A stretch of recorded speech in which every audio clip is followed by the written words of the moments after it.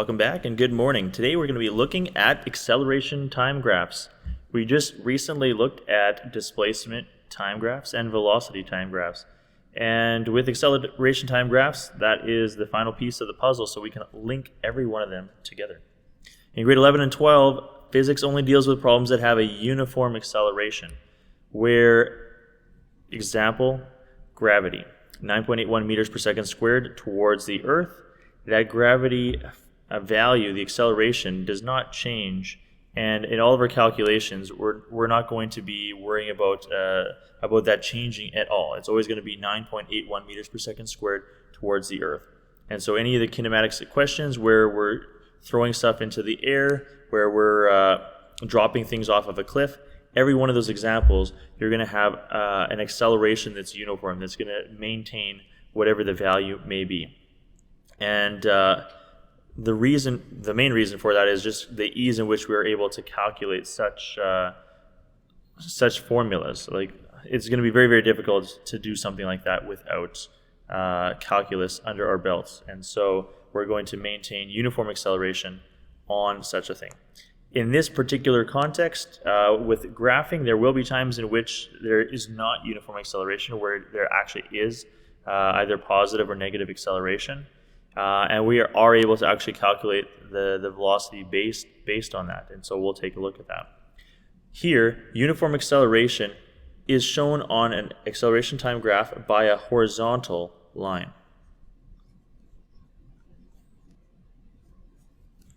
Just like on the displacement time graph, the velocity time graph, where you had a straight line, that meant that you had uniform velocity.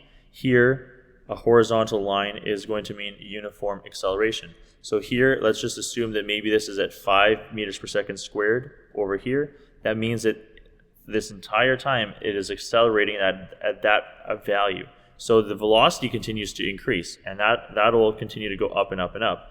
But your acceleration is one value, and it maintains that particular value. If there is no acceleration and the object is staying at the same velocity the whole time, you're going to have a horizontal line at 0. And all three of these graphs are telling the exact same story. So it's the same scenario, same thing is happening here. So it may be that a car is accelerating from stop, and is it accelerating at, say, that what we mentioned there, 5 meters per second squared. Well, it starts off at a velocity of 0. After 1 second, it's traveling 5 meters per second. After 2 seconds, it's traveling 10 meters per second, and so on. So the velocity continues to increase at 5, 10, 15, 20. Each second, it's increasing by another 5 meters per second. That's what acceleration is saying. It's saying, what's the velocity changing per second? It's going up by 5 and up by another 5 and so on. That's what's happening to the velocity. Now, as the velocity goes up, with each passing second, you're able to actually cover more distance. And so you start off where you haven't covered very much distance in 1 second, because that first little bit you're not even traveling, and then you begin traveling 1, 2, 3, 4, 5, and you achieve 5 meters per second after 1 second. You haven't actually traveled 5 meters. You've traveled less than that within that time frame, and then it continues on until all of a sudden now you're covering a lot of distance in a little amount of time. These three graphs are all telling the exact same story.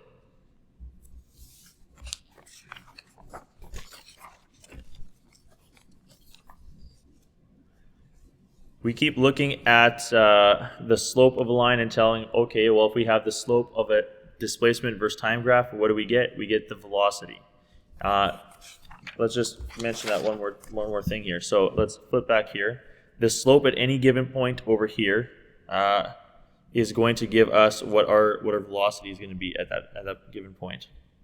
And the slope of this line right over here is going to give us our value for our acceleration. So if we have, say, a slope of 5, then our acceleration is going to be 5 meters per second squared. Over here, we have a slope of 0, and we have a velocity of 0. As our slope increases over here, so say we don't have much of a slope over here, same idea over here. Their value is maybe, well, it's given our example here, 5 meters per second at 1 second. So you'd have a slope of 5 at 1 second. A slope of 10 at 2 seconds, a slope of 15 at 3 seconds, and so on. So the slope of the displacement time graph gives you velocity. The slope of this line gives you your acceleration. Now, on the next page, we begin looking backwards, where we say the area underneath the acceleration curve is going to give us our velocity. The area underneath our velocity curve will give us our displacement.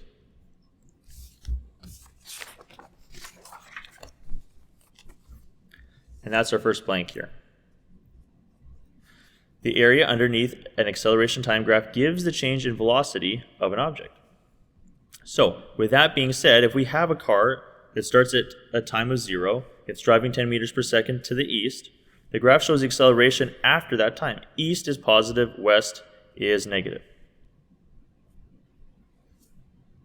What happens between 1 to 2 seconds? So between 1 and 2 seconds, this is acceleration. It's at 0 right over here, and so there is no acceleration.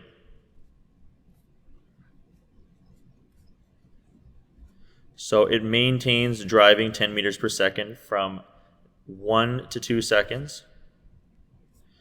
What happens between 2 to 4? So between 2 to 4 seconds, the car begins to accelerate. And so if we're going with values of 1, 2, 3 meters per second, it will be accelerating at 3 meters per second. So what happens between 2 to 4 seconds? There is going to be some positive acceleration. So we'll just have a general idea here, not the specific number. Positive acceleration. What is the velocity after 4 seconds? We knew right over here the velocity was 10 meters per second. It now is accelerating at 3 meters per second for 2 seconds. So in the first second, it is now at 13 meters per second. And after the second, it is going to be at 16 meters per second. So what is the velocity after 4 seconds? You started at 10, but for every second during this time frame, there was a 3 meter per second acceleration, 3 meters per second squared. So it goes from 10 meters per second plus 3 plus 3. You're going to have 16 meters per second. And if we're talking about velocity, we need a direction. So 16 meters per second east. And again, if we're going to be very specific, let's put a decimal there so that we have 2. All right, now letter D. What happens between 4 to 6 seconds? Well, at this point here, there again is an acceleration of 0. So no acceleration. And we can say constant velocity of 16 meters per second to the east.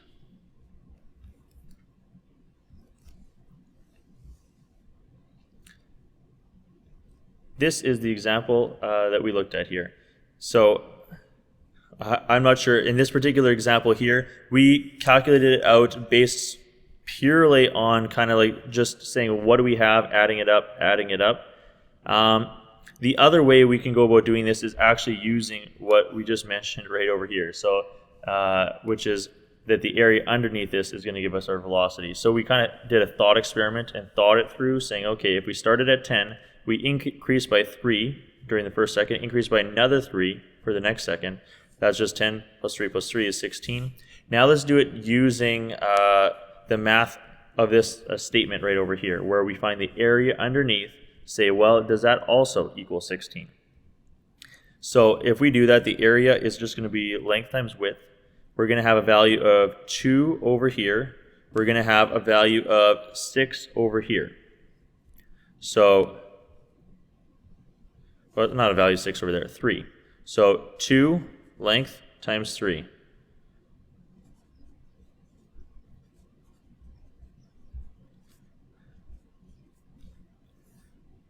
So in this particular area, it's at 6, but remember, we had started at 10.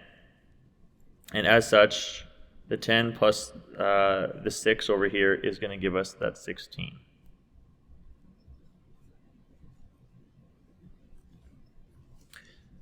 All right.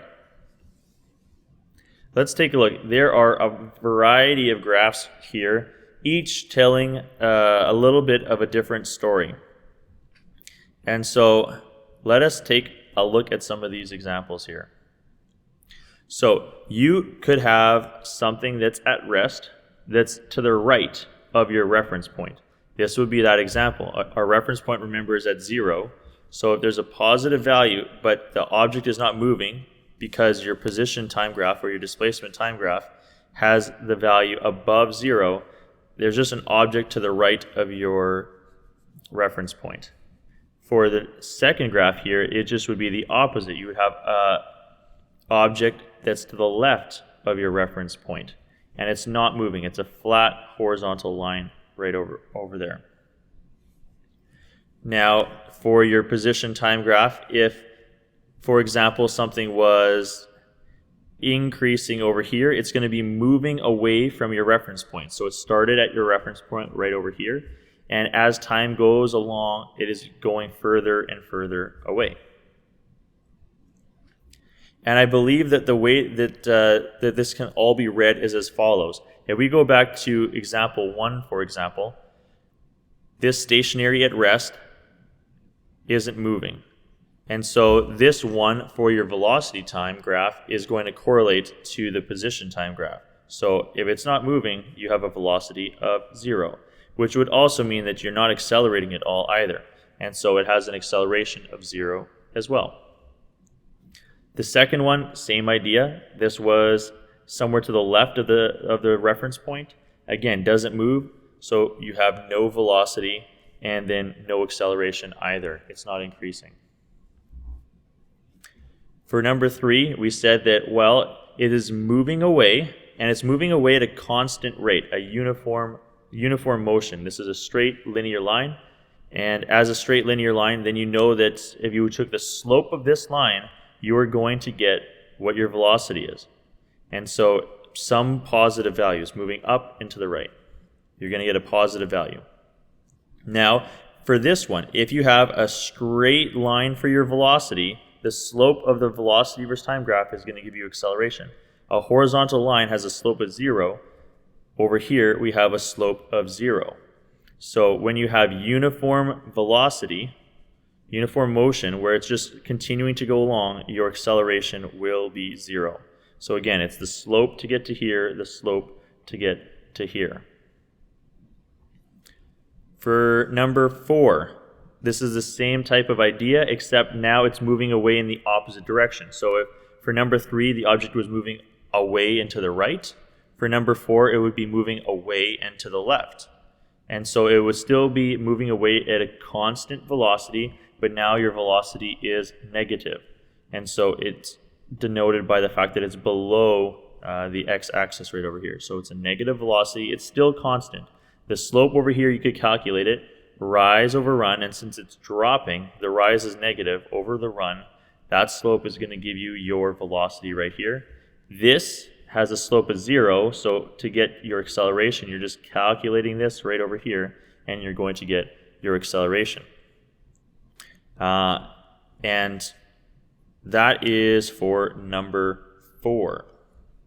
So let us move on to number 5. Moving towards the object. So you started somewhere to the right of your reference point, and now you're moving closer and closer to your reference point. At which point, at some maybe you even crossed your reference point right over here. In this particular case, what is happening? You are getting closer and closer to whatever your reference point is. These ones are beginning to get a little bit more confusing, but again, think of it this way for the next one. How do you get velocity? You're again taking the slope. It's rise over run, but since it's dropping and then going to the right, it's going to be negative value. So your position time graph is going to give you a negative value for your velocity, which it does right over here. So even though this is above the x-axis, it's above the x-axis, that is not the deciding factor in whether or not your velocity is positive. Please keep that in mind. It has to do with what is your slope. Your slope is negative, so your velocity's value is going to be negative. And in order to get from your velocity to acceleration, again, you're looking at your line and you're saying, well, what is your slope of this line? The slope of this line is also 0. It's a horizontal line, so your acceleration will be 0. And this is number 5. Number 6. This is similar as number 5, similar but opposite. So you're moving towards your reference point. So again, your reference point is here. This time you were to the left of your reference point, and you're moving towards it.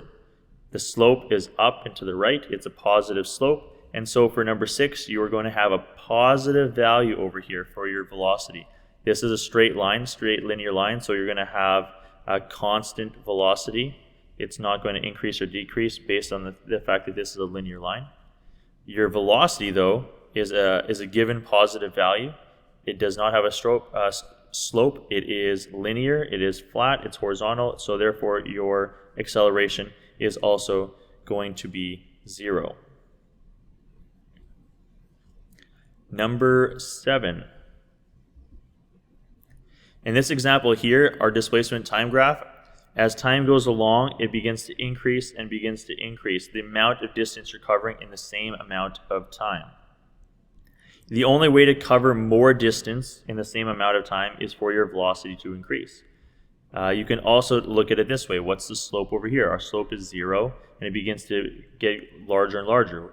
0, 1, 2, 3, 4, 5, 6, 7, and it is not linear. It's non-linear. It's continuing to increase. Your velocity continues to increase. So in this case, it's continuing to increase at a linear level here. And what is your slope of this line? That will give you your acceleration. So now you have a positive acceleration. Rise over run for your velocity in this case will give you a positive acceleration. So this is the first of the 7 first examples here. Only one of them has actually had a value for your acceleration. It's because we've actually been increasing our velocity over time. All the rest of these have a slope of 0. The velocities were not changing, they were constant. This is the first time it wasn't, and the reason why it wasn't was because your displacement was non-linear. It was going up in a parabolic function, and that's what gave you the positive acceleration. For 8, in this case here, you are also accelerating. It kind of feels a little bit weird, maybe looks a little bit weird, but again, what is your slope at the beginning? Your slope at the beginning is a flat horizontal line, and as this line drops and drops, it begins to get steeper and steeper, except it's going to get steeper and steeper in the negative values. So it starts off as 0, but each time you go rise over run for these like instant spots here, you're going to have a negative velocity. And so the velocity over time is linearly going down. So rise over run, it's dropping as it goes over. So you have a negative increasing value for your velocity. And if you have an increasing value for your velocity, or your slope looks like this, it's a negative slope, you will have a negative value for your acceleration. Lastly, in a case like this, you are going to be decelerating over time. You start off with a very steep slope, and so you're going to have a large value for your velocity, and as it continues on, it's broadening out and becoming less and less until your velocity may hit 0 near the end. So your velocity started off as a positive large value because, again, you are moving away from your reference point in the positive direction to the right, and therefore you're going to have a positive velocity. You can also say, well, rise over run, you're going to have a positive value for your slope. And so your velocity here, this is also very confusing for some people, and I understand why. This slope is going down. But look at this, all these values are still above the x-axis, so these are all still positive velocities, even though they're decreasing velocities. So yes, your velocity is decreasing, but it is above the x-axis. It's positive values this entire time. So even though you start off with a slope that's very steep, high level of velocity, it decreases, your velocity is still positive this whole time because your displacement is moving to the right. It is a positive value over here, and also your slope is positive, making your velocity positive this whole time. Now, again, where it gets confusing is that the next one, the velocity values are decreasing, and so your slope for velocity versus time gives you a negative value for your acceleration over here. And so that is where the negative comes in. It's for acceleration, not for your velocity. Your velocity continues to be a positive value the whole time, but because it's decreasing over time, your acceleration is negative. And if we look at the last example here, we have, again, a very large value to begin with for our velocity, but again, it's down and to the right, so it's going to start off as a negative value. And as time goes along, it's going to be diminished and become 0 near the end here. And so you have a large negative value to a value of close to 0. So a large negative value for velocity to a point of about 0. This time, if you take a look at this slope for velocity versus time, that is a positive slope, and that's going to give you a positive acceleration for the very last one right over here. And so that is really how to read and interpret all of these graphs. These are basically the basic patterns that you will be seeing where there might be combinations of 1 with 5, with 10, etc.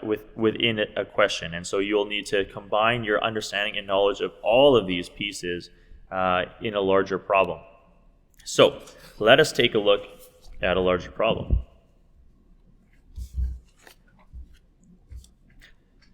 What we have here is a velocity versus time graph, and we are going to be drawing our displacement versus time, as well as at the bottom here our acceleration versus time.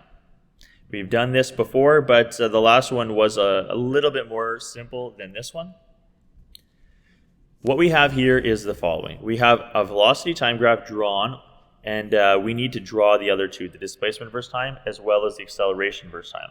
Assume the initial position to be 5 meters, and each horizontal cell is 1 second. So we don't have to actually count that. So even though these are rectangles, each of these represents 1 second. And this is very important to understand right over here.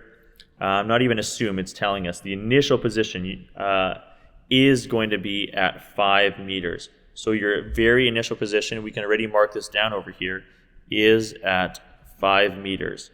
So at 0 seconds, you are already at 5 meters based on what is happening here.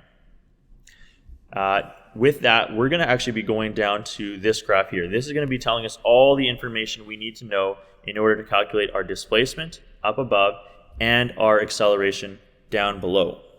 And so what I like to do is I like to do all my calculations first, and then I begin to plot all my points, and then I determine whether or like what the slope is of all of the differences between the points. And that's the order in which I do this.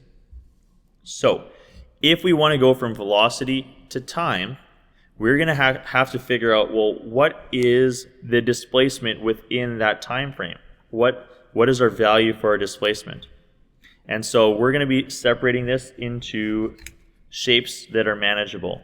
And anytime there is kind of a change in slope, let's find out what the area is as well as the slope is of all those given points here. So I'm going to start by just creating all of the different segments here. Anytime there's like a switch in the slope,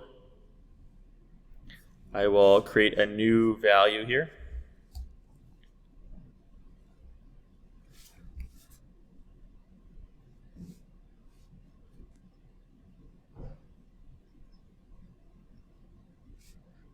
This one here, yeah, we can do it like this.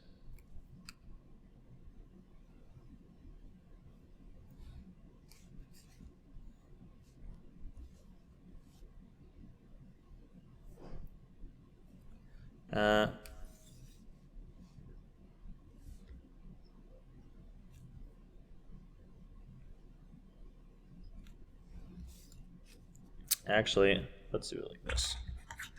Sorry about that. I'm going to erase this bit here.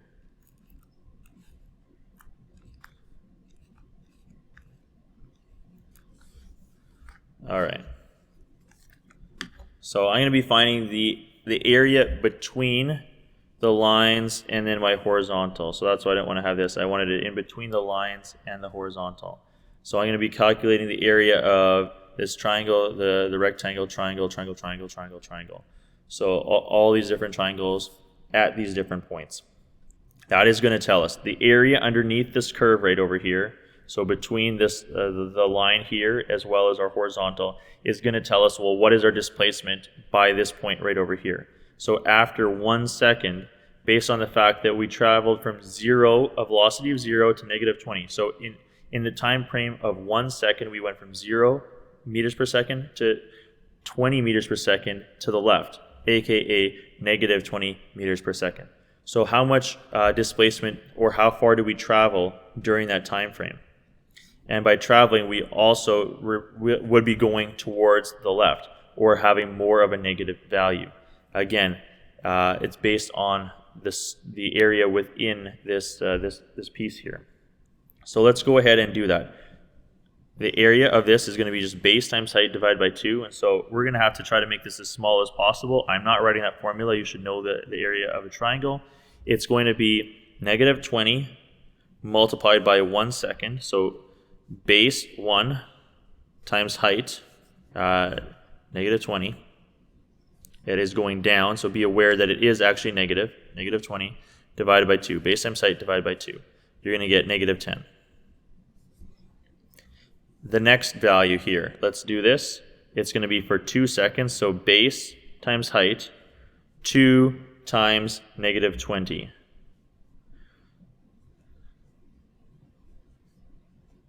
Is -40. So what we're saying right now is that this person traveled 10 meters to the left in the first second, traveled another additional 40 meters in the next 2 seconds to the left, and then we're going to continue onward. This will still mean that this individual is traveling towards the left. Why? Because this is going to still be a negative value. So even though the velocity is now becoming less negative and more positive, so it's increasing in velocity, we are still going to have displacement traveling further and further to the left. It's because you still have a negative velocity. So with a negative velocity, it'll still be traveling to the left, even though it's becoming less and less of a velocity at any given point. This one here takes place over 1, 2, 3 seconds. So the base is 3, height is still -20. So 3 times -20 divided by 2 is going to give us -30.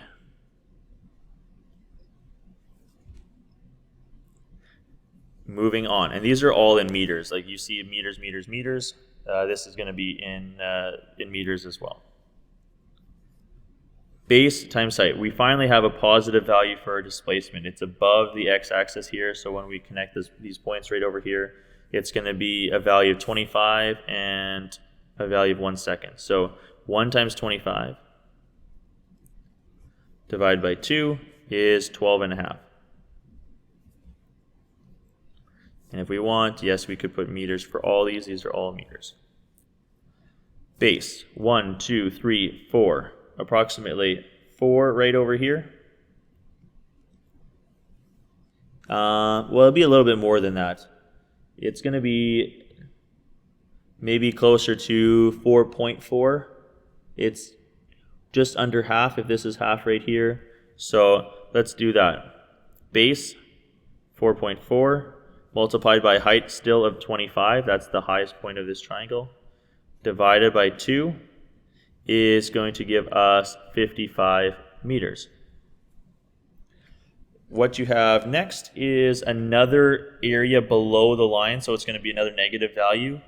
And we also know that because our velocity at this given point here is -10. So we're going to have -10 and 1.6. So this is 1 and 1.6. So base is 1.6 multiplied by -10.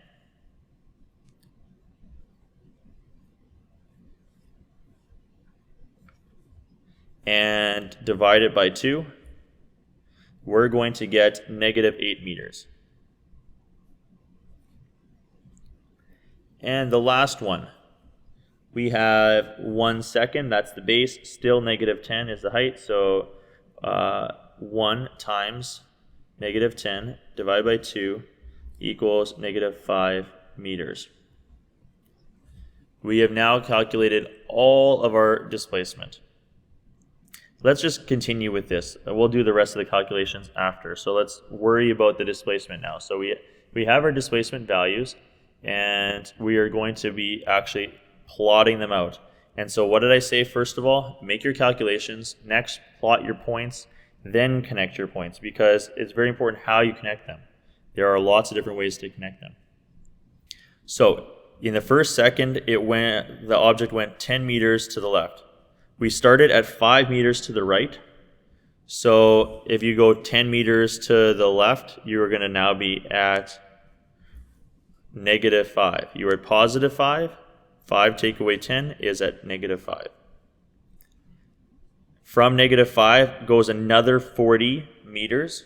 And so it'll be at -45 at this point right over here. So we go over here to -45 and draw our next point. Look at this. Even though we have an increasing velocity, a positive slope, we still have a negative value.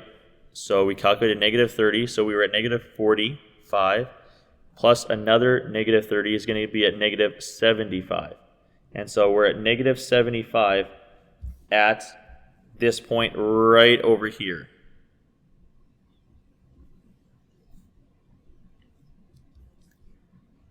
At which point, and now the numbers start to get a little bit messy, we have a +12.5.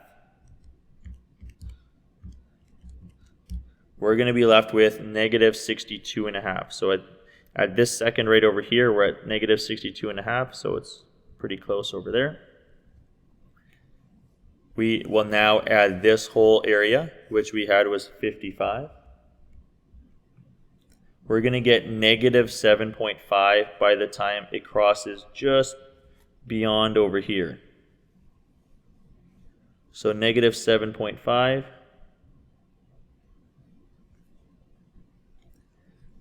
We're going to now add another -8. So we begin to go down again.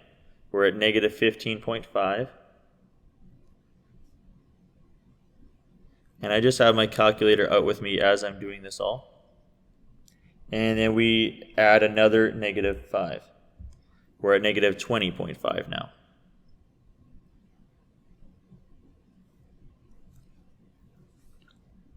Once you plotted all your points like this, it's now the big question. This is the tough question right here. Plotting the points isn't necessarily too hard, because you just start at your origin here. We started 5 meters to the right of the origin, and then we just took these values here and then began to add them. So we went 5 plus -10, we get -5, and then plus -40, plus -30, plus 12.5, and so on.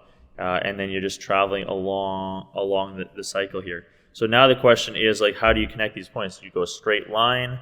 Do you go curved line? And if you go curved line, is it a curved line that goes down, or is it a curved line that gently slopes this way, right? So there's a lot of different ways to look at that. It could be a straight line, it could be curving downwards, or flattening out like this. And so the question is, well, what is actually happening to your velocity at that given point? That is going to tell you how to draw that slope. So we need to say from 0 to 1 second, we had a negative slope, and it's a negative velocity, and the velocity is increasing in the negative direction. So it starts off as 0. So the way to start off something at 0 is to make it a horizontal line. So it's going to be a horizontal line to start with. And as the velocity, as 1 second transpires over here, so as 1 second transpires right over here, and the velocity is increasing in the negative direction, you're going to have an increasing slope over here. So the slope will increase as it gets to 1 second right over there. So let me draw that. So you're going to have curves that are representative of what's happening here. So it should be a curve like this, not linear, and not one that goes down and connects over here. And it's because of what's happening with your velocity. Your velocity is increasing in the negative direction. Here we have an increasing negative slope, right, like so. For the next 2 seconds, you see that your velocity is constant. And with a constant velocity, these ones are not too hard to do. It stays at -20 this whole time. How do you make a slope that's -20? It needs to be down and to the right. And in this case here, all you have to do is make these two dots connect with a ruler. So you're connecting them off like this. And again, this is never going to look exactly perfect, like based on where this slope is or this one. What I'm expecting though is like I can tell the difference between this curve, straight line, or other curve. So there's those three options that you're going to have to choose each time, or like I guess fourth option, horizontal line. We still have a negative velocity now, but the negative velocity is decreasing over time until it hits 0. So at this point over here, it's 0. So we're going to have a horizontal line right over here. So right as it crosses this second here, it's going to be a value of 0. This is what the slope is going to be 0 at this given point. And we could also actually tell that it's going to be 0 at this point right over here too. So we know that. So whenever the velocity starts off at 0, hits 0 again, hits 0 again, and it actually ends up being 0 over here too. So there's a variety of points we can tell along this graph that are going to have a velocity of 0, meaning a slope of 0. Now, how do we get from this point over here to this one? Well, if we are having a velocity that is decreasing, so it's no longer increasing, it's decreasing, so that means that you're going to have less and less of a slope until it gets to 0. We need to come up with a way in order to have a decreasing slope. And so it wouldn't go like this. That would make it increase. It's not straight, so it has to decrease. It's going to loop in like that.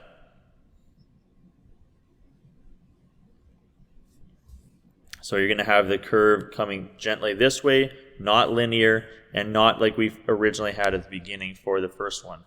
The first one was increasing, linear, it was staying the same, and now decreasing. It hits 0. Now, this seems to be the largest increase right over here. So you have the velocity going up, and it's doing that for just a short period of time, just for 1 second. So if we want to have an increasing velocity, we need to have an increasing slope. To have an increasing slope, it needs to get steeper. So it's going to get steeper over here. Now our velocity is going in the opposite direction again. Well, it's not in the opposite direction. Our slope is in the opposite direction. Our velocity is just decreasing. So it's still a positive velocity, but it's just decreasing. Still a positive velocity. So to have a decreasing slope, one that becomes less and less until it gets to 0, we are going to have to change up our curve here. It's going to have to gently decrease over time. So that's what's happening here. It's going to be decreasing over time, and it's going to look something like that. This next segment here, we have an increasing velocity in the negative direction. So it's increasing in the negative direction. And so we're going to have our slope increase as well in the negative direction. So it's going to go down like this. And lastly, now it's going again the opposite way. So our velocity is decreasing, and it's heading towards 0. So our slope is also heading towards 0 based on our velocity. That's what we're thinking about. It's not about this slope. It's about what's happening to our velocity. And it's going to decrease until it hits 0. So here is our drawing of this velocity. So the object did all of this for velocity-wise. We did all the calculations to determine, well, how much did it travel in 1 second, in 2 seconds, in the next 3, etc. Plotted our points. And then we determined, well, what's the slope? Is it going to be straight line? Where is it flat and horizontal? Anytime the velocity is at 0. So there was 4 different points at which the velocity was at 0. So each one of those, flat horizontal line, flat horizontal line, flat horizontal line, and so on. At each one of those points, you're going to have a slope of 0.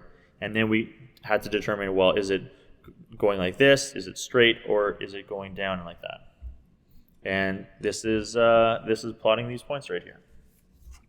All right, we're getting close to done here. We're at the acceleration side of things. So we're back to making calculations. We're based on this graph right here. We're going to make all of our acceleration calculations, and then we can draw our acceleration graph. So to get from velocity to displacement, we took area underneath the curve. To get from velocity to acceleration, though, we're going to just take the slope of these lines at any given point. And so some of them will be easier to calculate than others. This one here, for example, our acceleration is just going to be 0. So that one's simple enough. It's a flat line. So rise over run is nothing. Here, rise over run. It drops 20, goes over 1. So rise is negative 20 over 1. So our acceleration is just negative 20.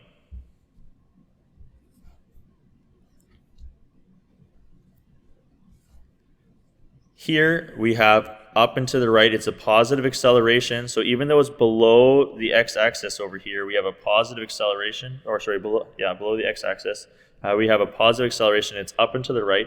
It's going up 20 and over 3. So this is a nasty fraction here. Acceleration will be 20/3 or 6.7. The next slope, it's going up 25 and over 1. So rise over run, 25 over 1. Our acceleration at this point is 25. Slope is now negative, down and to the right. And it's negative for this entire bit. So even though it's still maintaining it, it's a straight line this entire time. So this entire time, we start at 25 and we go to negative 10. So it goes down 35. And it goes over how many seconds here? 1, 2, 3, 4, 5, 6. 6 total seconds. So this is almost 6, but it's, and beware of this. I almost made this mistake here. We're going down and to the right. So if we're going down, this is a negative sign here. And our acceleration will be negative 5.8 meters per second squared.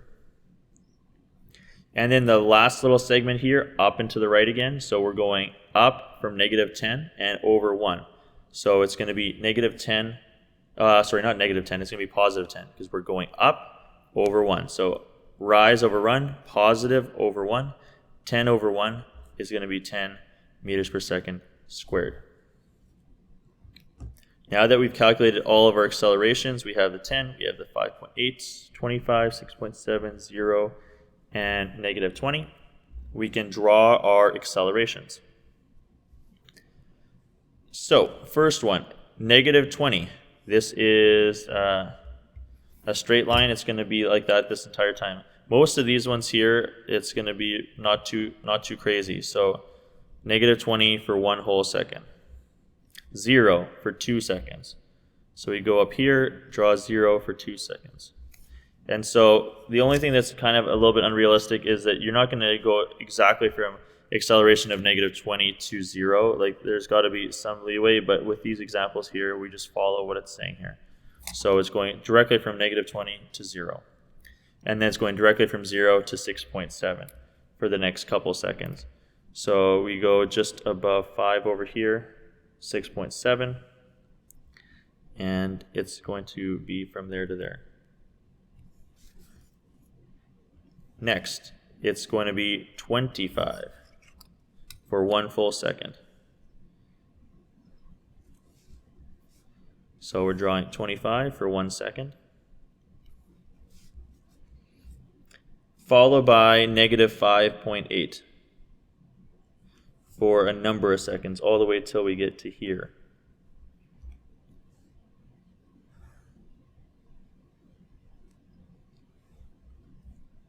And then lastly, it's a value of 10 for the final second.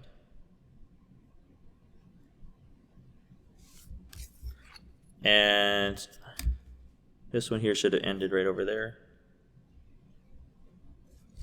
And now we can just kind of connect these pieces here.